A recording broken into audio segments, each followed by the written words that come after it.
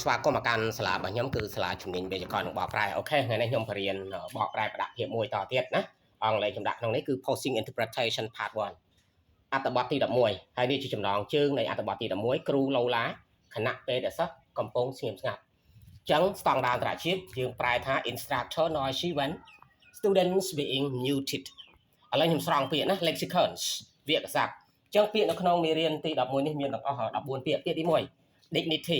dignity សេចក្តីថ្លៃថ្នូរពាក្យទី2 both male and female ទាំងប្រុសទាំងស្រីពាក្យទី3 even សូម្បីតែពាក្យទី4 different បនពីន័យអត្ថន័យទី1ខុសគ្នាអត្ថន័យទី2ប្រែថាផ្សេងគ្នាពាក្យទី5 muted ស្ងៀមស្ងាត់ពាក្យទី6 activity សកម្មភាព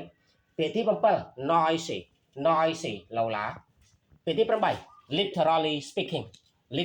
speaking និយាយឲ្យត្រង់ទៅពាក្យទី9 fancy ចូលចិត្តពាក្យទី10 posture អត្តចរិតពាក្យទី11 notice សង្កេតឃើញពាក្យទី12 have an eye seeing ឃើញតលភ្នែកពាក្យទី13 instructor គ្រូបង្រៀនពាក្យទី14 while ខណៈពេលដែរអូខេអ្នកនរគ្នាចឹងខ្ញុំបានអានពាក្យបញ្ចេញសម្លេងពាក្យនៅក្នុងអត្ថបទទី10មួយឲ្យអ្នកនរគ្នារួចហើយចឹងអ្នកនរគ្នាយកពាក្យទាំងហ្នឹងទៅអនុវត្តប្រើការនៅក្នុងស្ថាប័នការងារប្រចាំថ្ងៃរបស់អ្នកនរគ្នាចុះណាអូខេ